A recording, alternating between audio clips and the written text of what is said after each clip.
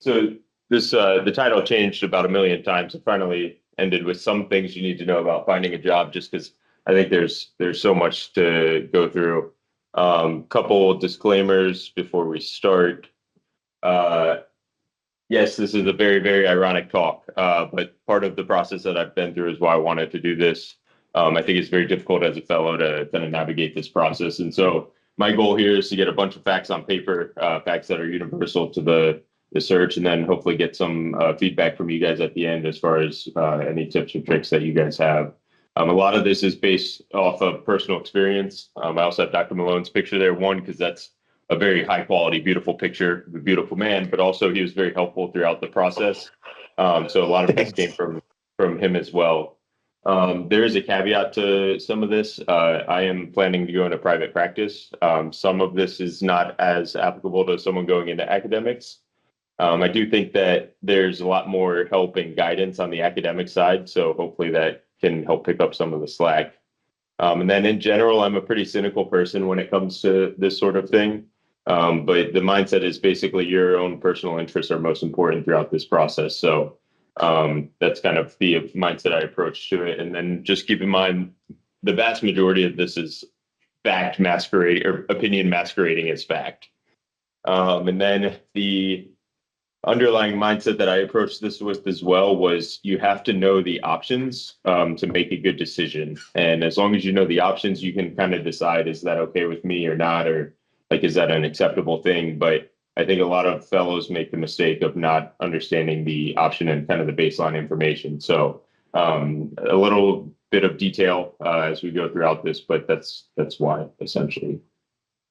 So a rough outline, we'll talk about when to start looking, kind of what a successful group is, how to get out there, and the utility of recruiters, the interviewing process, important questions to ask, and then how to critically evaluate a practice. We may get into some contract pitfalls and negotiations, or I'm not sure we'll have time for that. But either way, again, the goal is to have this be kind of a standing resource going forward. So I wanted to include it as well.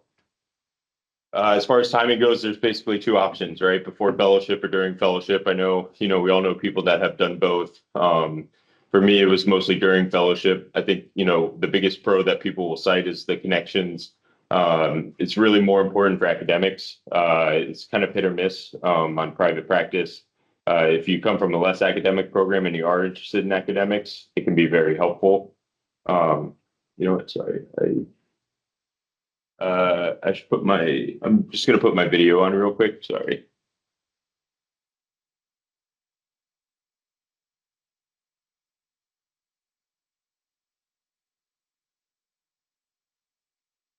Okay. So I think especially if you come from a less academic program, this can be important. But in my opinion, again, this is just opinion, but the good academic jobs never really hit the market. At this level, it's kind of a small field. And so I think they get filled a lot kind of by word of mouth and behind the scenes.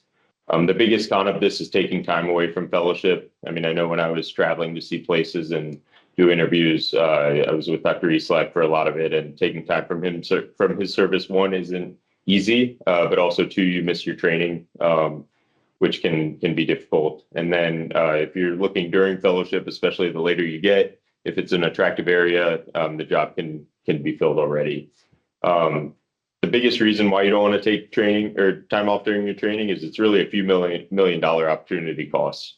Either you can look at your post-tax first year income and the investment that would lead to long term, or you can view it as a shorter career, being one less year at your maximum earning potential. However you want to phrase it, it's a lot of money essentially. So your fellowship year is expensive. It's kind of your one time to get some good training. So that's important to consider when going through this. If you want to do the job hunt before fellowship, the biggest pro or one of the biggest pros is kind of the security of having a job. Can free up some anxiety and some mental stress. But you can also negotiate supplemental income from the group during your fellowship year as a stipend. There's simply more jobs available to choose from. That just makes sense in terms of jobs not being filled yet. It's possible that you could argue good groups are more likely to recruit early, though I think you could argue either way on that, depending on how far out you are. And you can always wait until fellowship. So, doing it early, you don't necessarily lose anything or burn any bridges. I highlight you can always wait because that's even though it's your plan, that may not be the group you're talking to. I've kind of talked to a couple groups, 4 different groups throughout the process, and getting information from a couple of them was a little more challenging. And so uh, you're getting pressure from some groups that already gave you the information early, and you're still trying to wait. So it can lead to some kind of more social issues. If you talk to somebody and then kind of stall talks, they may think you're not interested, et cetera. But I don't think there's much harm in looking and evaluating opportunities. You just have to be comfortable saying, no, I'm not going to make a decision yet if that's the case. Cons, I think a lot of people rely on connections. A lot of fellows ask that during the application process. How helpful, are your mentors finding a job? And you guys have been great and willing to talk about anything. But at the end of the day, you don't know every geographical area of the U.S. You don't know every private job. You don't know every private group, et cetera. So, it's easy to rely on that, but maybe not as reliable depending on the area and job. And then, are you confident your interests will not change? I mean, there's academic versus private practice. There's different levels of research involvement, and there's deformity versus degenerative spine. I mentioned those 3 because those 3 were important to me. I started my deformity rotation January 1st, and I really, really liked deformity a lot more than I thought I would. And so, if you're confident it's not going to change and you have exposure to every area, maybe it's okay to sign early. But if you're not really sure what area you want to focus on or what geographic area, that's a consideration as well. As far as good groups recruiting early, this I think is more of a caveat. It's not necessarily early is better, but too late is definitely a bad thing from the group perspective. Well-organized groups know their plan. They know kind of the direction they're headed. They know who's retiring. That's not exactly an unexpected event. Usually, I mean, obviously there's circumstances where it could be. The credentialing process can take 4 to 6 months. So if you're planning to start right away, August 1st or September 1st, you have to take that into consideration. Or if you're willing to take a little bit more time off and you can do that, that's another consideration as well. Each situation is different. That's really the end of this whole talk, really. Only you know what's right for you, but these are things that you have to consider. So going over successful practice, this is kind of the launching point for a lot of the later discussion.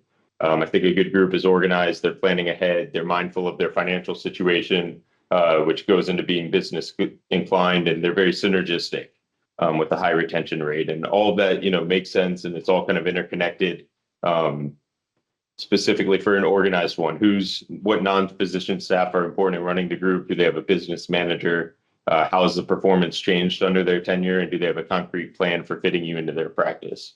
You don't want to join a group that's just kind of winging it with no real plan. It may, 1, have a lot more work fall on you, but also 2, can be difficult in terms of building a referral base and kind of fitting into the local market.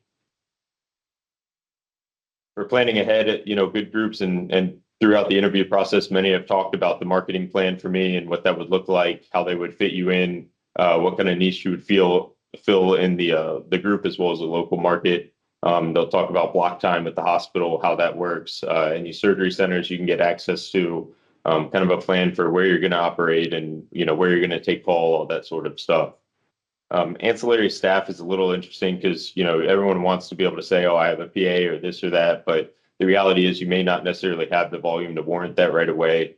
So I don't think it's too important to get caught up in that, but it is important to know, what other staff they'll have, either front office staff, back office staff, financially billers. Are they going to meet with you? Are they going to help educate you on that side of things? Because that can be important. As far as the cash flow and overhead, do they have a good understanding of it is really the most important takeaway for me in this area. If they don't know their financial situation, that means it's probably not good, in my opinion, though obviously that's not necessarily the case.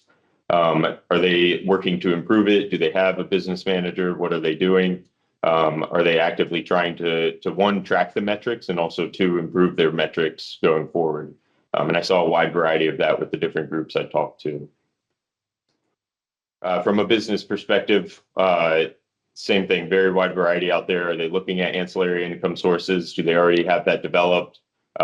You can get a pretty good feel for their kind of overall capabilities with that in terms of are they a group that's really going to push in that direction and has a good understanding of how that works and what they need to do to have a local market share of a surgery center, for example, or are they a group that's kind of just floundering around, trying to get their referral base built and kind of where they're at in terms of the health and age of the group. And then similarly, advertising, outreach to referral sources, all those are going to be indicative of a group that's looking to build and grow. To me, it's very important to have a synergistic and not adversarial relationship. A good group is going to bring you on because they need help and because they have a role for you to fill, not necessarily because they're going to try and squeeze in, too many hand surgeons for the number of hand patients they have, or too many spine surgeons or anything like that. So you want to really get a feel for, is the group collaborative, or is it kind of more cutthroat and eat what you kill? This can extend to the hospital as well. So one of the groups I talked to is really, really involved with the local hospital, both in terms of planning and expansion, but even on a staffing level, and a logistical level. And to me, that speaks to their kind of capabilities with their own group, that they're kind of so comfortable in that area, they're willing to and able to help the hospital as well. And this could include co-management agreements as well. And then from, a patient perspective, how's the allocation process? Is it fair? Do they have one? Is it well-defined when a patient calls and said, hey, I need an appointment with the spine surgeon? Lots of the groups have 3, 4 spine surgeon, one has 6. How do they handle where that patient is scheduled, or who that patient is scheduled with? This can be dedicated service lines. Some groups simply just don't have a plan, and that to me is more of a red flag. Retention rate, there's a lot of questions that you can ask there. We'll go through some of them later. But really, is there a lot of turnover with their coders, with their MAs, PAs, NPs? All this stuff costs money. So there's definitely a quantitative cost to it, a concrete cost, but there's also a kind of a soft cost of getting somebody onboarded, the inefficiencies that come with that, and then also cultural issues that can develop. So how to put yourself out there, I think this is probably the biggest thing that, people have questions with, and this is something that Dr. Malone was super helpful with. Word of mouth is really important. Co-residents, fellows ahead of you, attendings, reps can be very helpful. A lot of the major companies will have a physician recruiter and kind of business development person that can hook you up with the local rep in the area you're targeting, that knows a lot more about the lay of the land. I would encourage you to talk to them, even if you're not, even if they're not helpful from a specific job perspective. Talking to them can be useful in terms of getting a local lay of the land. You can do it the AAOS job board, private websites. To me, those were lower yield. Dr. Malone has great advice as far as cold calling, kind of based on a geographic area. So identifying 2, 3 cities that you're interested in, making a list of all of the spine practices in the area, and just calling to see which ones are interested in hiring. And that's really what I used, just because I was so focused on the St. Louis market, and it turned out to be pretty effective as far as getting the lay of the land. I was able to speak with a lot of people, even if they weren't hiring, and just kind of hear, who's who in town and what the culture is there. So you want to contact jobs you're interested in. You want to get an overall perspective on what they are, get a better feel for it. How competitive is their compensation package? What's their partner track? It's really, especially early on, it's less so, finding the perfect job right away and just getting comfortable with the environment and the process. You want to learn to read between the lines. So if you get an interview, that's awesome, but really you just want to get a sense for what's out there and get some experience on some perspective. So you want to see what the range is as far as the spectrum goes. Recruiters, I think, nowadays they tend to be a little discouraged from what I've seen personally. Historically, people say don't necessarily bother. All the good jobs are filled by word of mouth, and I definitely thought that as well initially. But they can be helpful, again, kind of getting the lay of the land of the local market. But also you need to just understand how they're paid and evaluate them critically. So the answer is it depends. They're either paid on a retainer or a contingency, and it can make a big difference. So a recruiter paid on a retainer is paid up front for their services. They have an exclusive right to fill the position. And the important part on this slide is really all the incentives are aligned. So they're already paid. Their goal is to do a good job and fill the position with someone that's going to be successful, so that the group that hired them has a good experience and is able to use them again in the future. So all the interests align with the group, the recruiter, and yours. It's an extremely expensive process. So a group using that is usually pretty serious about finding an employee from what I hear. I personally did not use a recruiter, though somewhat limited experience there.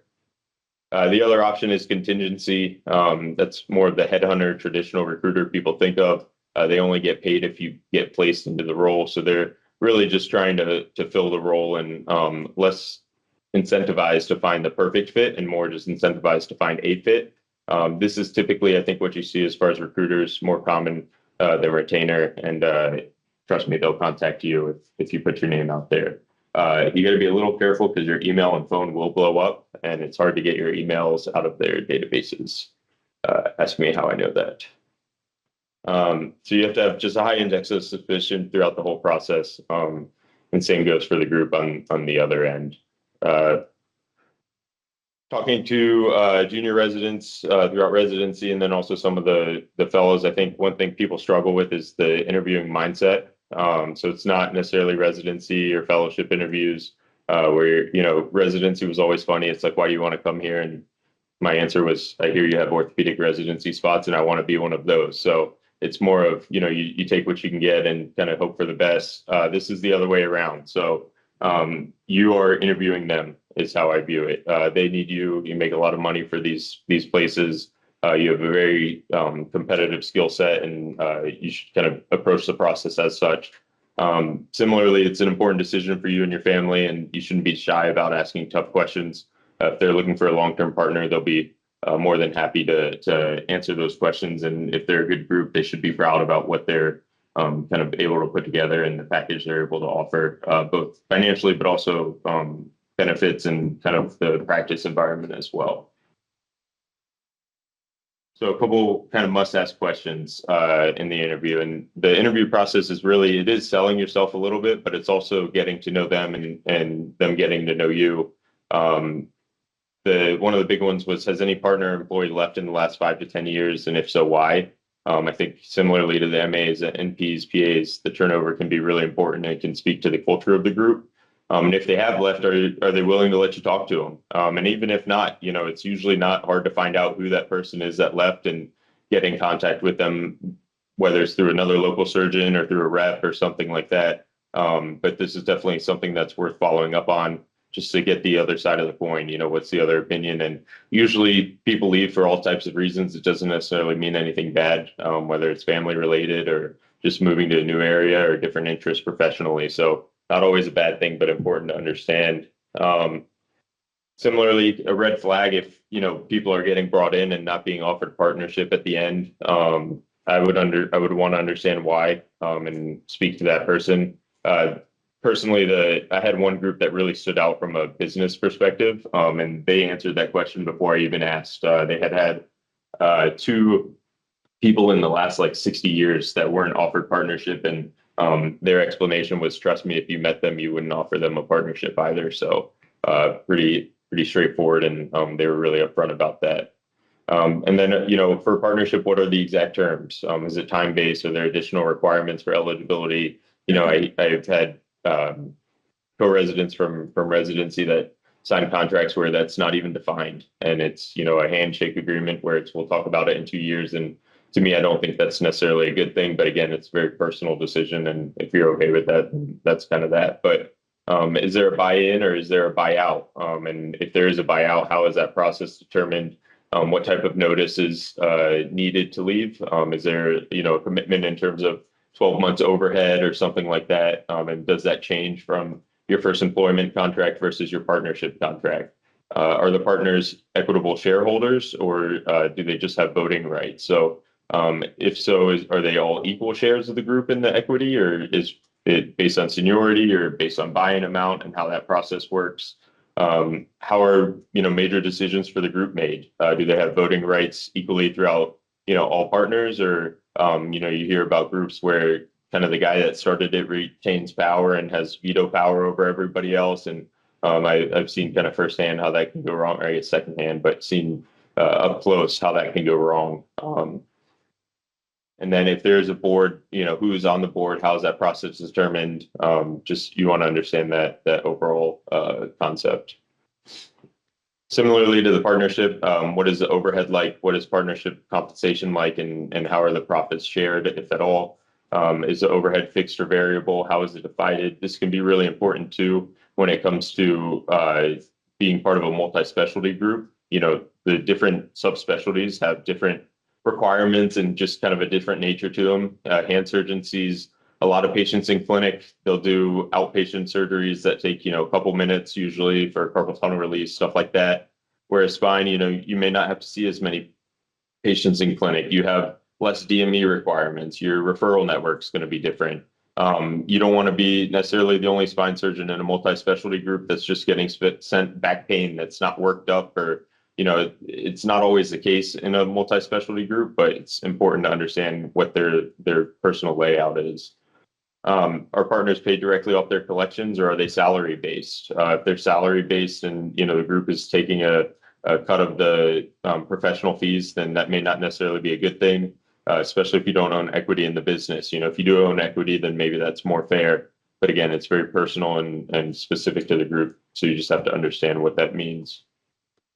As far as overhead, this is a little tough to answer, and I'm still understanding it more and more myself as I go through the process. But I think anything over like 55-60% is a little bit of a warning flag. You want to at least understand what that entails. Is it a lot of bloat, or is it actually a group that has multiple offices, and therefore you can get a larger referral base and busier more quickly? Overhead is not necessarily a bad thing. I think a lot of people have a negative opinion of it. But at the end of the day, if the overhead allows you to gain more revenue and larger profits, then it's not necessarily bad. If you're in a high cost of living area, your rent's going to be higher compared to the middle of nowhere, so that plays into it as well. But really, I think less than a percentage is more important to consider just the overall bloat of the group. Are there a lot of administrators that have high salaries and kind of take up a larger portion of expenses or not? And then how is that overhead split up? Is it split evenly or variably like we discussed before?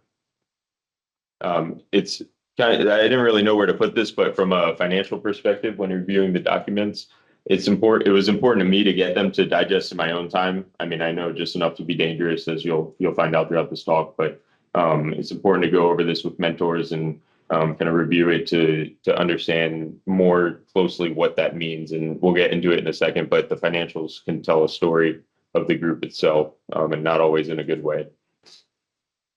Similarly to the synergistic point earlier, you want to understand how patients are allocated. If a new patient calls that doesn't request a specific doctor, how is that handled?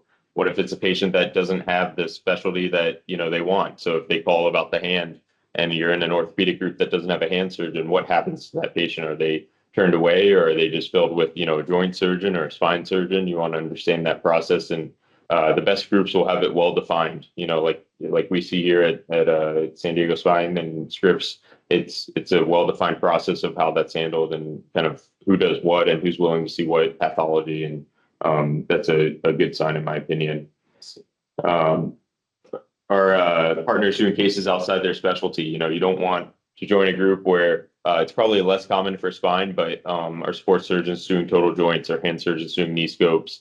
You definitely see a lot of that crossover, and that's a very personal thing for that person. Maybe they don't want to give it up. Maybe that's a large portion of their revenue or their income. And then if you do take general call, is there someone that can help you fix the more complex stuff? Do you feel comfortable with that? What are the requirements there? And or where do those general call patients go when they follow up in the office? Do they have to come to you if you were on call, or is there someone that can help handle that? Similarly, payer mix is really important. At the end of the day, that determines your revenue to some degree. What percentage are privately insured versus Medicare versus workers' comp? Personal injury gets thrown in there. What are their contracts like with different insurance companies? This is usually based off of a percentage of Medicare. Obviously, you want it to be greater than 100%. I saw everywhere from 110% to 190%, depending on the insurance. I saw somewhere the insurance company just said, no thanks, we have enough providers in that area that we're contracted with already, and so the surgeon was actually turned down. So very group dependent. They can participate in HMOs, so they can have a referral network from that way, or they can do independent physician associations if they're a smaller group. Essentially, that's agreeing to see patients at a predetermined contract price that the association has negotiated with other insurance companies. So it's a way to essentially be like a pseudo larger group on paper. You'll hear things about unified tax IDs and stuff like that as well. That's kind of a little too much for the time that we have. So I'm not going to go into that, but just something to keep in mind. And all that plays into referral network as well. You want to be able to cultivate a favorable payer mix referral network. Similarly, why are they looking to add someone new? It's pretty basic, but shocking at how many of my friends that I hear that don't ask that question. I think the response is pretty telling for one, what they're looking for, but also two, their overall health of the group and their position of the group. It gets back to, do they have a plan for you and how to make you be successful, or how to help you be successful? If patients are waiting too long for appointments, that's pretty favorable. It may mean that referrals are ready for you to step in and be busy from day one.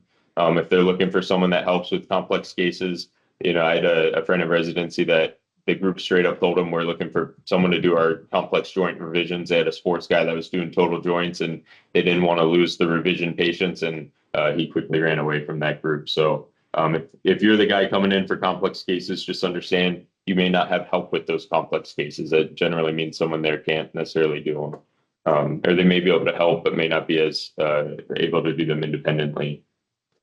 Similarly, how far out are people booked for cases? The further out they're booking, the more likely you are to be able to step in and be busy. You don't want to make sure that you're not just getting past the unfavorable payer mix, that it's more fair as far as patient allocation, but all things to consider. And then similarly, what type of mid-level support is there? Is there a PA or NP? This can be one for, seeing patients in the office. I think that's pretty variable, how that help is utilized in terms of seeing patients independently or not. You're probably unlikely to be able to do that right away, just in terms of being busy enough, or your interests obviously play into that as well. But after hour phone calls, is there someone that can help field those? Do you have a nurse or assistant that can help kind of be the first line of defense in terms of patients calling you, and or is that up to you independently to handle? Understand that if you are responsible for their salary, that can be pretty high. It can be high from a salary perspective, but also the benefits, retirement, stuff like that can add up quickly.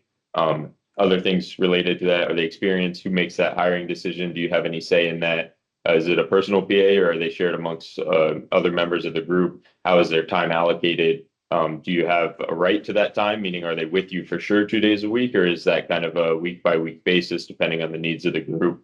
And if you don't get someone right away, what metrics are needed to bring someone in? To me, this is important to have in the initial contract, just so you don't get further down the line and say, I want a PA, and have a debate. Then once you've already signed the contract, you kind of lose your negotiating power there. For call structure, is this paid? Is it unpaid? Is there block time available for when you do take call? Is there a trauma room the following day? How is the call split amongst the group? Is that something that is done equally? Who isn't taking call? A more senior surgeon with an elective practice, if they're not taking call, that may not be as fair. But again, you just have to determine what you're okay with. I think the big takeaway here is that taking call is disruptive to building an elective practice. Initially, I think many people coming out, myself included, want to take as much call as possible, but it does take away from your day-to-day energy and kind of your flexibility as far as seeing late add-on patients and stuff like that. And similarly, how is the relationship with the local hospital? How is that handled with them, and what's that environment like? All plays a role. So this is a little point of contention. Sample partnership contracts to me were really important. Obviously a sample contract is not binding in any way, but if a group is serious, in my opinion, then they'll be willing to show you that. Everything they say about how their partnership works, it's easy to say something, but it's more important to see it in writing, and that's really what matters at the end of the day. If you sign early, there may be more time for this to change, but at the end of the day, if it's in the contract, then it can't change. So that's specifically referring to what the partnership track looks like. There's one group I spoke with that has a 1-year partnership track, and as long as you're kind of positive revenue wise, you can join after 1 year. To me, like I was talking to my attorney about it, basically it's not always standard to get this right away, but it makes no sense to me to join a group that has a 1 year partnership track and have no idea what their partnership agreement looks like. I mean, that's kind of a waste of time, in my opinion, if you don't fully understand that, and would be a red flag if that group wasn't willing to show it. Um, and again, if it's important to you, it's something that you may have to be persistent on. I'm a little hesitant to talk about specifics for my situation, just because this is going on the internet, but you'll kind of navigate the situation yourself. Also understanding who the main competition is. Are there any potential mergers coming up? What that process looks like.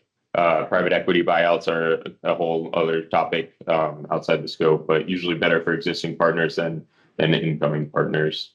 I'm going to go through these next slides quickly. I'm about a third of the way through and getting short on time. So these are just questions to have as a reference for going forward. And again, you can kind of pause the screen and go over them. A couple to highlight, though: what is leadership structure like in the group? How are those decisions made? You want to be thinking further down the road. I think that's a large reason why many people leave within the first 2 years, kind of not anticipating those issues. And if you want to be a part of a practice and help grow the practice, you want to have a seat at the table, in my opinion. Knowing the referral network and kind of where those patients are coming from is really important to me. That's just an indicator of a healthy group and healthy practice overall. I did speak with a group that had no idea where their patients came from. And it works fine if you're busy, but it's important to understand, I think. Mentorship, especially in spine. I mean, this is something I've been thinking a lot about lately. It's a pretty crazy thing we try to do. And so asking the junior surgeons, not just the leadership, every leader of the group thinks they're a good mentor, but asking the junior surgeons what that mentorship process has been like for them, and has that been appropriate and kind of adequate from their perspective. Expectations: anytime you're getting into business with someone, you want to have clear expectations from both sides. So what that looks like is similarly back to the partnership. How is that path laid out? What the buy-in is that subject to change? Is that something that you can have in your initial contract or not? Again, a sample contract's not necessarily binding in any way. Similarly, billing and salary gets back to the referral network part. It's important to understand, in my opinion, if you're not tracking this, you can't really be paying attention to it. And maybe a little bit of a red flag. So who handles the billing? Do they use an outside billing service versus an in-house person? How is that? How are you paid? Is it, an RVU structure? Is it kind of professional fee minus direct expenses structure? All of that can be pretty variable depending on the group. Also malpractice insurance, which we'll talk about in a second, but that's important with respect to tail coverage, which can be pretty expensive in terms of tens of thousands of dollars. So getting on the more academic side, research, do I have dedicated research time? What is my clinical versus research responsibilities? What does the research staff and team look like?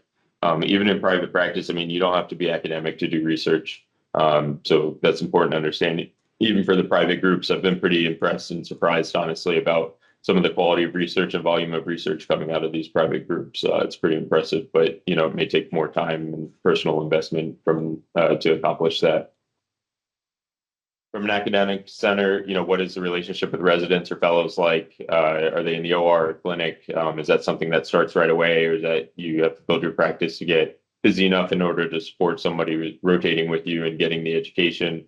Do they have enough residents to go around as far as coverage, and all of that plays into that? Are you going to get a junior resident versus a senior resident? Again, in spine, I think the quality of help across from you is pretty important, and something I hope I'm not taking for granted here versus getting into practice.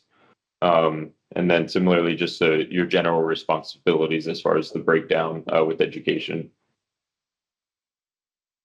Quality of life is important, obviously for everyone. Understanding what that looks like for the local area, speaking to different people in the group. To me, my strategy here is just talk to anybody and everybody. Everyone's got a different opinion, everyone's got a different take, and I will highly encourage you guys to just talk to a wide variety of people. I've been really, really impressed and surprised with the quality of information I got from some somewhat surprising sources that I didn't think would be as helpful to speak with, but was really happy I did afterwards. Things like traffic, distance to work, or commute to work is actually the number 1 factor in job satisfaction, as far as I know, across a couple studies. But that's important. Obviously you have a say in that with where you live, but you want to make sure you're in a safe area and all that stuff. So evaluating a practice, those are kind of the general questions. So applying them specifically to what I went through, and I actually have another example here as well, but to me, again, it's really my whole process was you have to know the information to make a good decision, and then you can decide if it's tolerable or not. But if a group isn't willing to show you something, then they either don't have it or they're intentionally not doing that. And keep in mind, like these are very smart people that you're dealing with. They're surgeons, spine surgeons. They're running a private practice. Like they know what you're asking. So to me, it's a red flag if they're not necessarily giving it to you. I do think it's an important. There's a big caveat if they are recruiting or if you called them. So throughout this, keep in mind, I essentially cold called practices in the areas that I was targeting. I think that makes it a little less favorable as far as getting some of this information. The groups I called, they weren't necessarily looking to hire somebody. They have a fit and a need and all that, but they weren't actively looking. So they may not have material ready, but are they putting a good faith effort into gathering it, into getting it ready? If they don't have it and it's something that they should have, then that's also a red flag as well. I mean, everyone should know their payer mix and have a pretty good understanding of it. If they can't speak to that easily, then it's something to consider.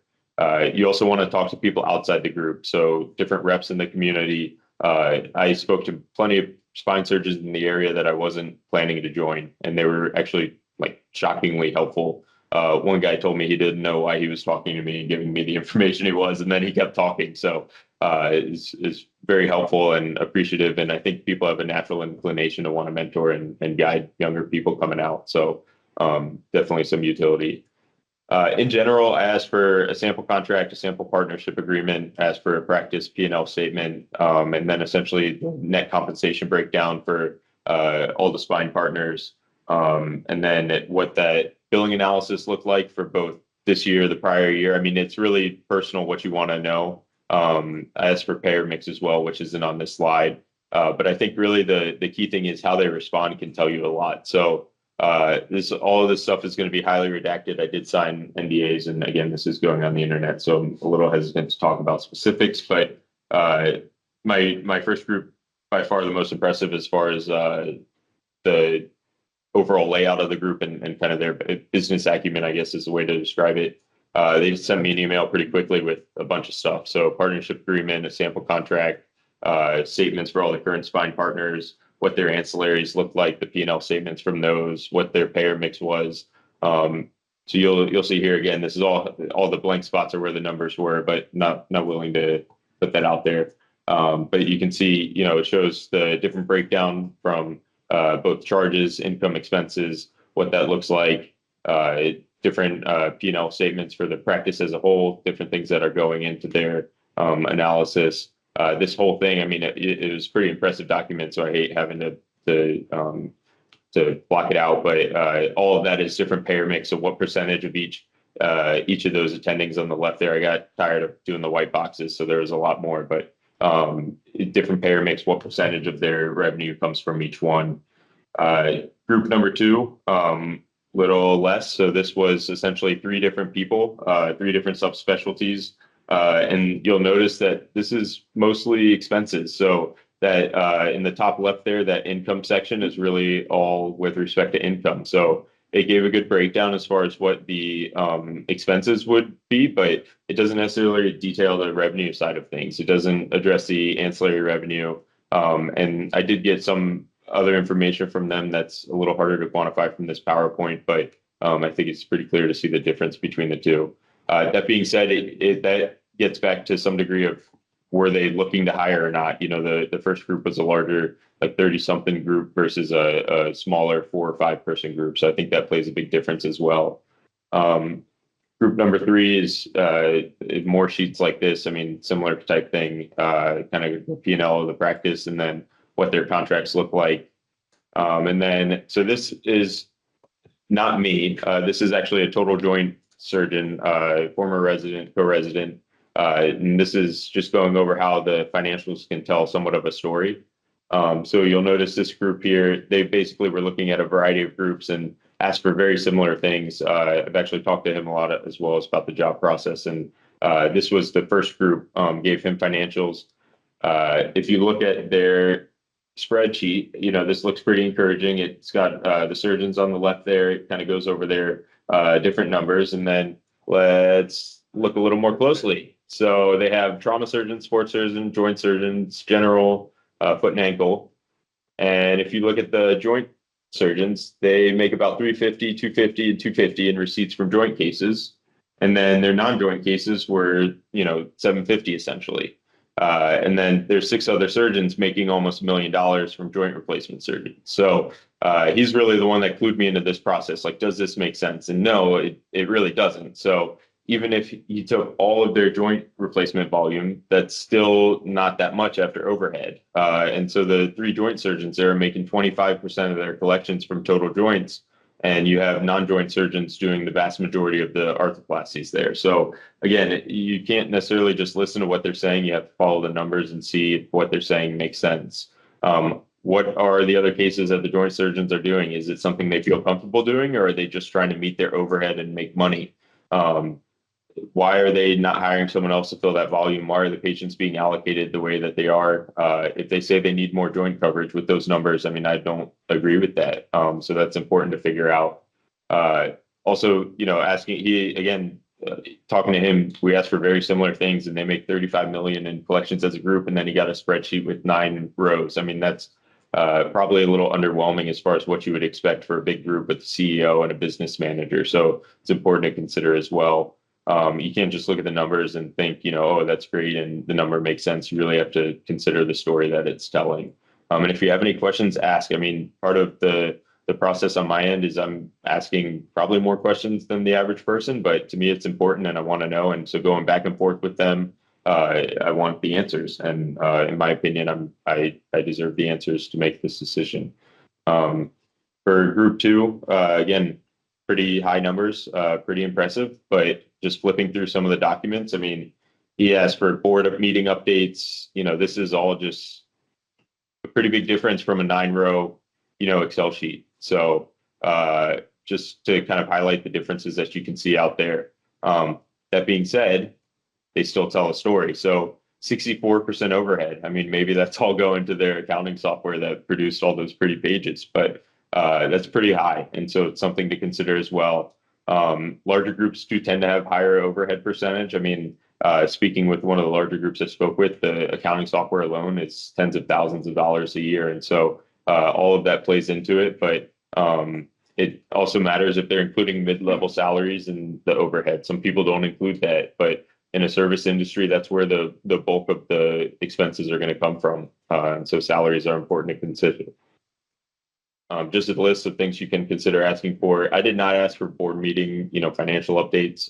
It wasn't really applicable to the practices I was looking at, but that's something to consider as well. Again, if I think if I asked the impressive group, they would certainly send it to me just because they're very happy to brag about what they're doing and very successful.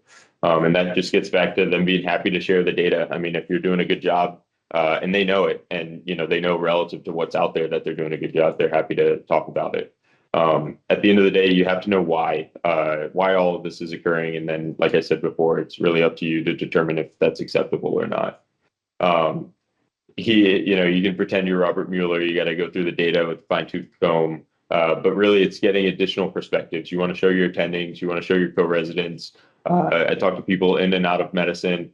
Very hit or miss as far as helpfulness, but again, some people I didn't think would be as helpful ended up being extremely helpful.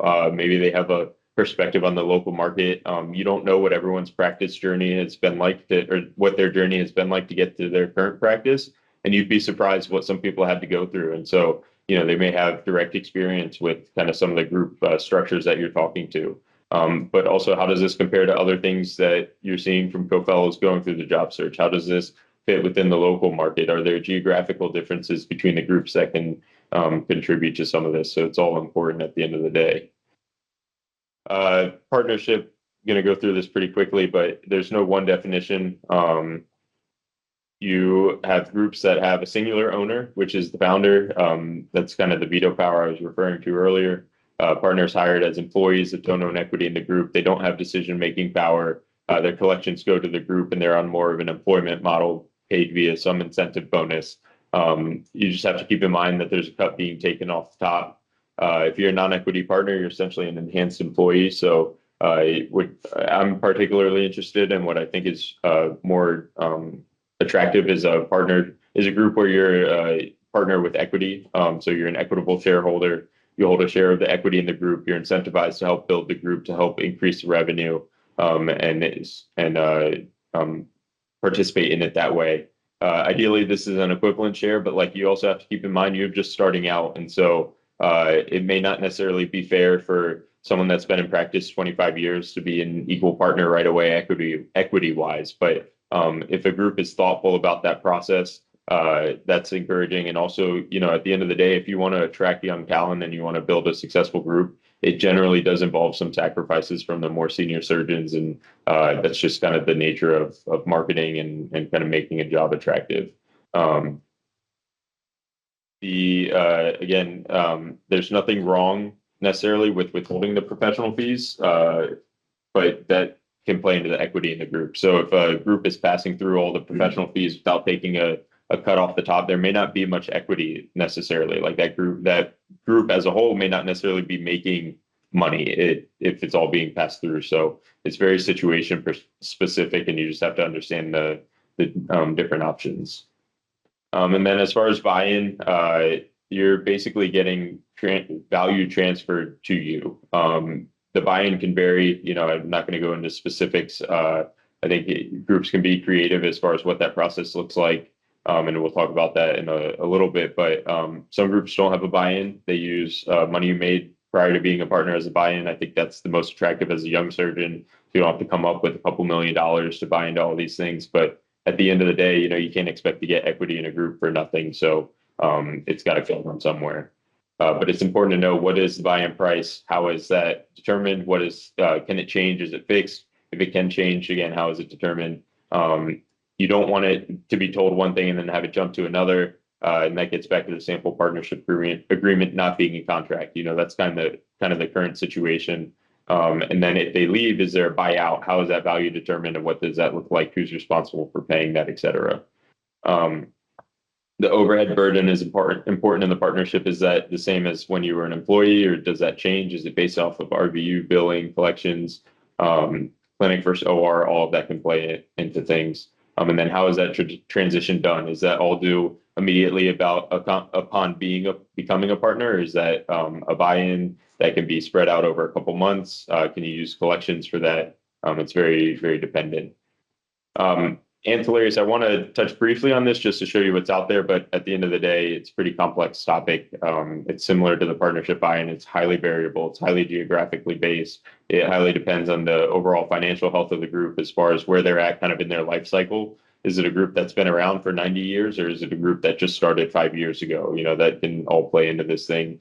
But it's important to determine what opportunities are available. You want to know what the criteria for investment are. Is it something that you can invest in on day one? Or is it something that you have to show productivity before you can invest in? How is that process determined, and what that looks like? Buy-in we just talked about, but on the other side of that, what's the typical distribution? Is this a good investment? Do you even want to own shares in their surgery center? Is it a productive surgery center?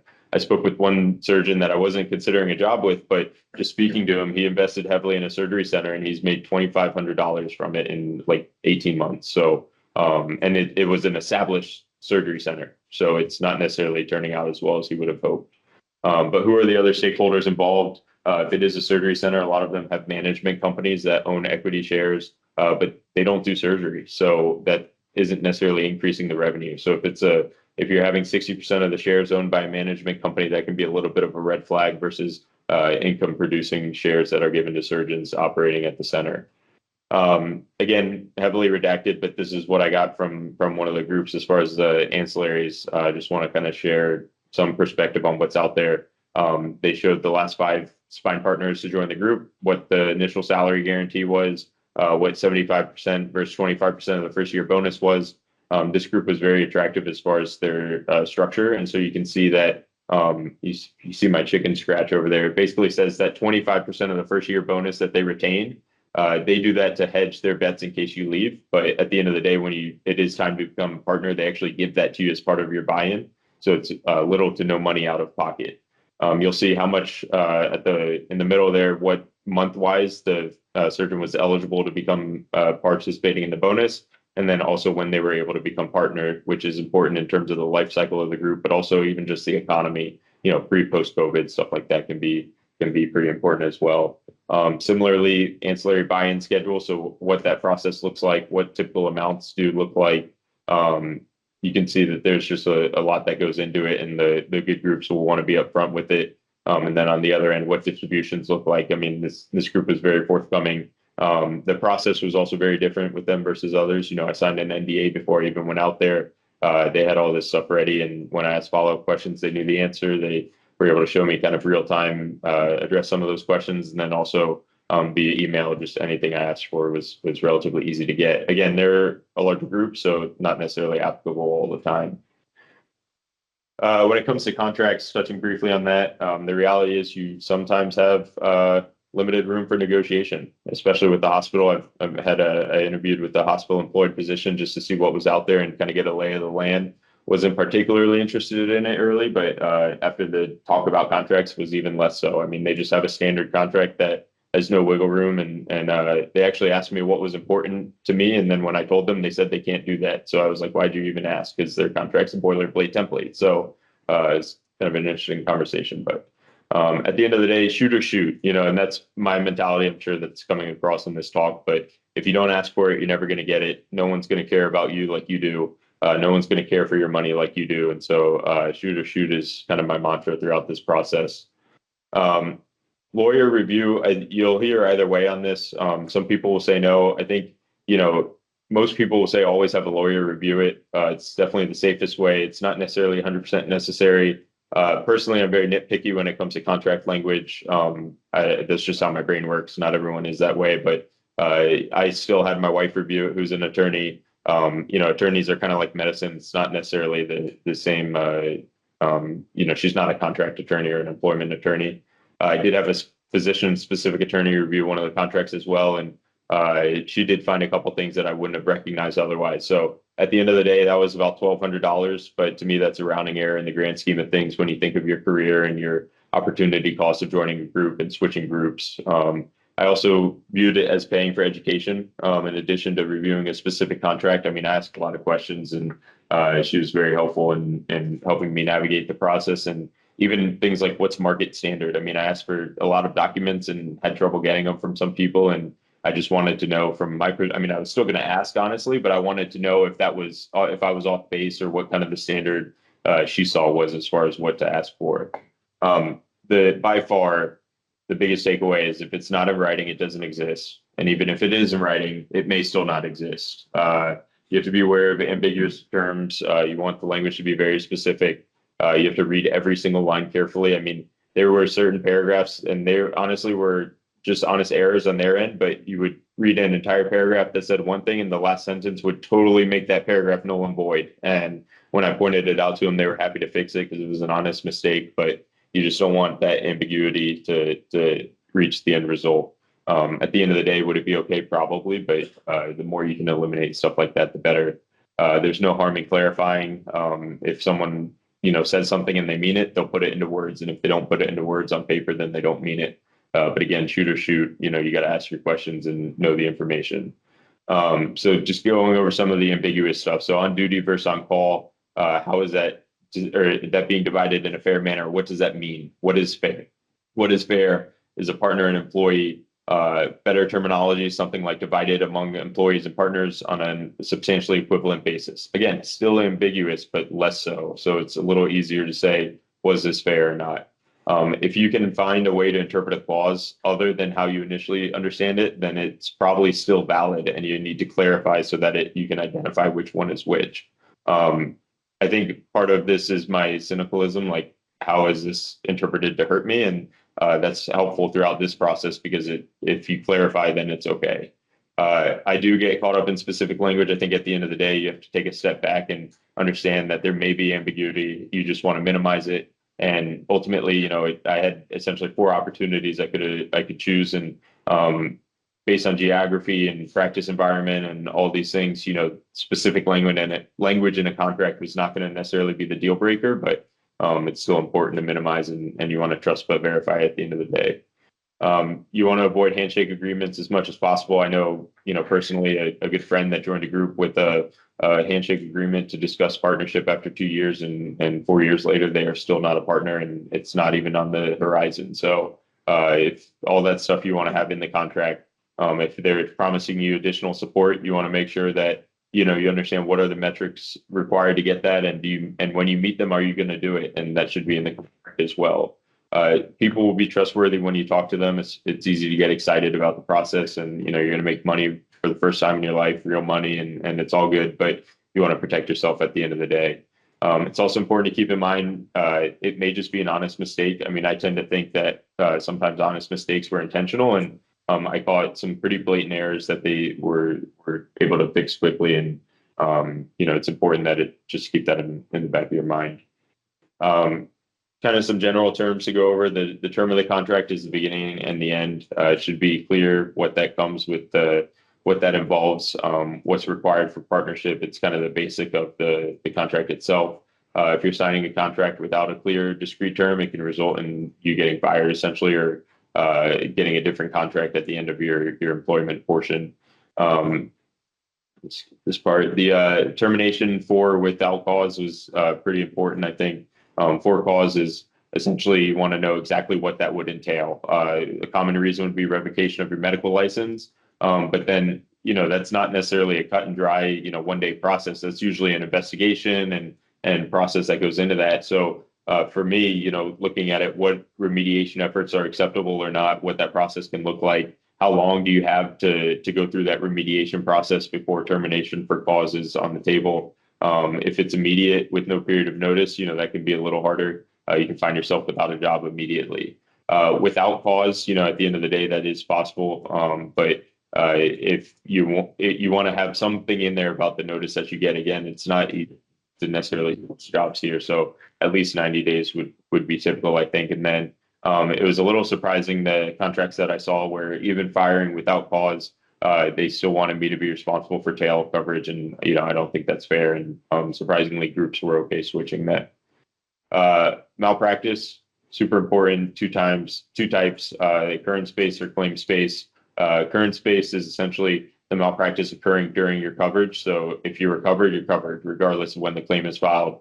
Claim space is essentially coverage when the claim is actually filed, and that's the important factor there. Occurrence space is much more expensive. It doesn't require nose or tail coverage because the event has already occurred. Claim space is cheaper in general, but does require tail coverage if you leave.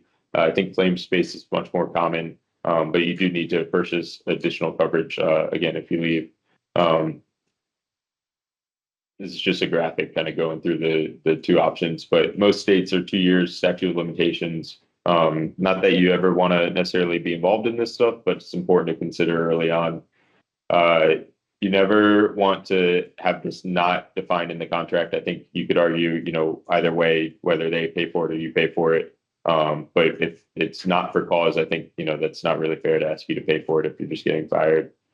Restrictive covenant, I mean, this is kind of a funny thing to include. I wanted to touch on it, but it may all be irrelevant.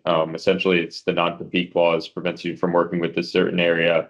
These are highly variable, but they can be pretty impactful. So I saw ones that were, 1 to 2 years, 5 to 10 miles, included everybody, included just workers' comp, wide variety throughout the different groups. Again, with the Chevron ruling and the FTC and all this stuff that we're not getting into, it may not be as impactful. But so this is an example of how impactful it can be. So if you take a job in Salt Lake City, for example, you have a 50-mile non-compete, so it covers that area. But then you also have a satellite office, and then one of the recent hires has privileges at another hospital, and then you have another partner that, oh, by the way, they have privileges out there. And so at the end of the day, you look at this compared to this, that's a pretty big difference. And so, if you want to live there, maybe you can't live there as much or as easily.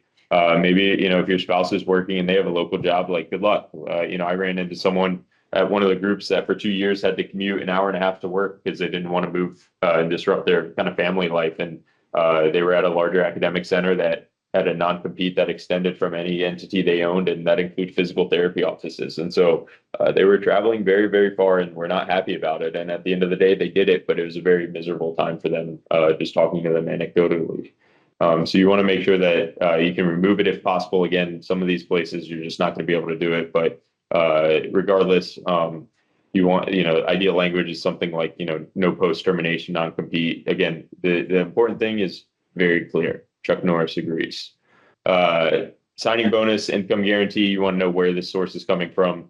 Some contracts have it to where the hospital pays. I've seen private groups that have the hospital kind of fund your initial 2-year kind of ramp up, and then they're happy to do that because they get the professional, or they get the facility fee and have you bring cases there. And then you kind of migrate to the private practice side. But keep in mind whether this is an income versus a loan, not always applicable as far as, or sorry, it's not always income in which you're no longer responsible for it. You can see the highlighted section here, especially at the bottom, where payment of all such sums to the hospital shall be the sole responsibility of the employee, regardless of circumstances or cause. So, if you get fired, well, guess what? Now you owe, hundreds of thousands of dollars potentially, and it's not exactly like you go on a payment plan for that. So it's due usually pretty immediately, and that can obviously be a pretty big financial burden. These is just a general list of things to be aware of, different benefits, and you want to ask about them and make sure that you understand. Duties is important because that describes what your expectations are at work. If they have multiple practice sites, are you going to one and staying there? Are you going to a variety of places and having some kind of leeway as far as which clinics you're seeing? Similarly to the non-competes, that can be pretty impactful for your day-to-day life. But it should be pretty clear as far as what you're expected to do. And then also, does your duties include things like industry consultation? Like, is that separate, or is that part of your work expectations to where they get the revenue that's generated from that?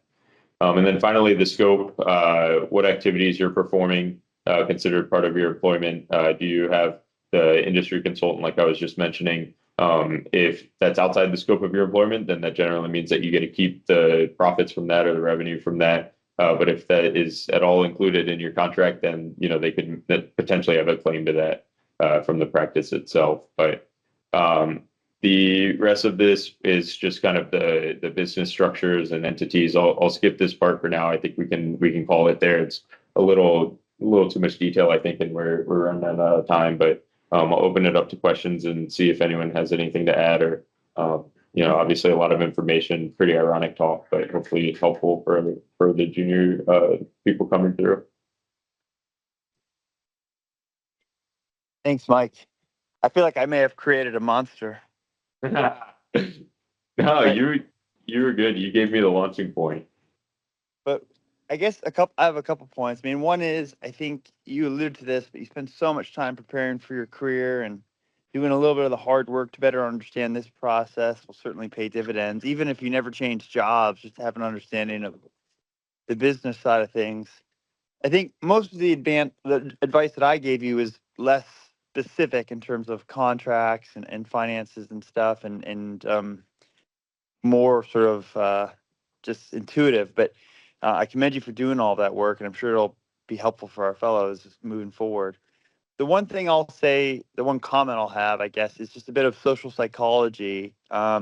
Before you get too far down the road of asking for these specific details, pieces of information, negotiation, it's very important that you try to have them make the decision, that they want you.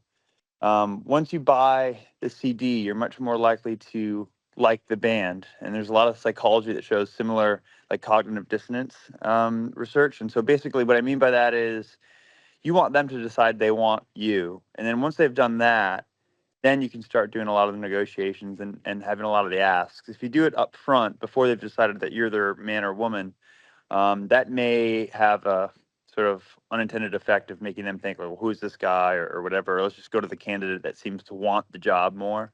So just be careful about that and how you push and when you push. And I think the first goal is to try to get as many offers or commitments as you can, and then you can really do the nitty gritty.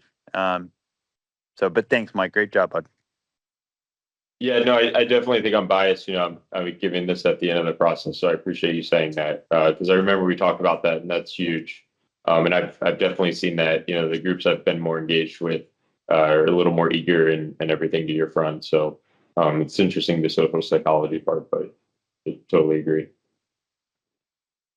Yeah, Mike, great job, Mike. I will say probably the most thorough job interview talk I've ever heard, especially on the financial side. And I think it will be a tremendous resource for not just our fellows, but I think anyone that ends up listening to this talk. I think it did a phenomenal job. I'm going to go with one other comment, which is like you have to know yourself. Are you a splitter or a clumper? You're a splitter. You know, I'm a clumper. So, you know, I think super basic, which is, do I like the people around me? And if the answer is no, I'm never going to even go down this rabbit hole. Like if this isn't a person, if the group, this isn't a group that I want to like, that I want to affiliate myself with, I'm not even going to go anywhere with it. Right. And so like immediate out, just because like to me, the most critical question as you job hunt is who am I going to be with? Um, all these other things matter a lot financially, but at the end of the day, from a quality of life and living standpoint, they actually don't matter at all. Because most of the money you're going to be dealing with is above a threshold where happiness is even affected, even remotely. So you're really dealing with, I think, people. And so, like, that's something I would say maybe at the beginning of the talk is to really evaluate the quality of humans that you're about to engage with. And if they're of a high caliber and you see yourself, you know, in the long term with them, I think that's a really important step. You know, and then the second thing I then use is like, what are those external factors that you can't account, that are hard to account for on a spreadsheet? And that's typically has to do with your family. Like, is my family going to be happy in this environment? Is this in a geographic location that I want to be in? Like, I feel like once you have sort of those first two levels, um, uh, like identified, then I think deep dives matter a lot more. And I think you kind of alluded to it as well. Obviously, I think your perspective is right, Mike. You're later in the process now, and these are the things that are heavy on your mind. Um, but they matter a ton. You always talk about opportunity cost, and you're right. There is opportunity cost, but there's way more to it than I think a dollar bill. Yeah, no, for sure. And I've been pretty open about the fellowship selection process and just wanting to be around the best kind of most ethical people that I could find. And I was just talking to Dr. Isak recently that worked out so well throughout that. And I think that's really the strategy to go. You got to definitely consider that and mentorship and kind of what the culture of the group is. And then ultimately, I was mentioning earlier, but at the end of the day, like personally, I have four that I could pick from in all reality. And when you consider that side of things, it really narrows it down. So, by geography and your family happiness and the mentorship and who you want to be associated with, like a lot of this isn't going to matter. And I think I should have highlighted that a lot more in the beginning because really this is all just like, this is kind of like the stuff I learned throughout the way, but it's not all necessary or applicable by any means. And I think there's a couple, pitfalls that you want to avoid, but outside of that, there's a lot of variety to it. And the honest truth is the vast majority work out. And if you want to make something work, it will. So at the end of the day, is this all applicable? The answer is absolutely no. So I appreciate you saying that. I think, yeah, it's a great talk, Mike. It's very eye-opening for me, too. So I think it's a combination of what Hanny said and Greg said. You want to see, they want you and you want them. It's kind of both ways. And once you have it and, lock in someone from the employer side, you do everything you can to get him. And I think sometimes you see that financial and other things doesn't matter. And just remember, uh, when I sort of thought to get Greg to join, I wouldn't, take no. And I just went through a lot and think he felt the same thing. So it is a bilateral thing. You want them and they want you. So I think that's this, long term, that's what it matters, success.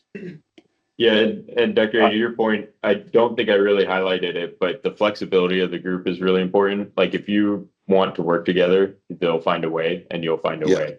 So Exactly. I don't think it's a coincidence that the most impressive kind of business acumen group I came across was also the most flexible. I mean, they're willing to listen to anything and kind of navigate, through that. And so if someone's flexible and can kind of readjust, maybe you can even build out some of this stuff once you get there. And so at the end of the day, it's really the desire to work together, like you're saying. This demonstrates the culture. Yeah. Yeah, it's all intertwined is what I learned essentially. Hey, Mike, thanks for making me think about things that I should have been thinking about this whole time. One analogy someone told me was like this: finding a job is like your marriage or relationship too, in some ways. I could go out there and say I want a 10 who supports the right sports team and does this and does that and is available for me when I need her and not available when I don't need her, etc. But that would have never worked for me. So I also just looked for someone who I thought was a good match, and you kind of figure out those details after of where you're not happy and where you're happy, etc.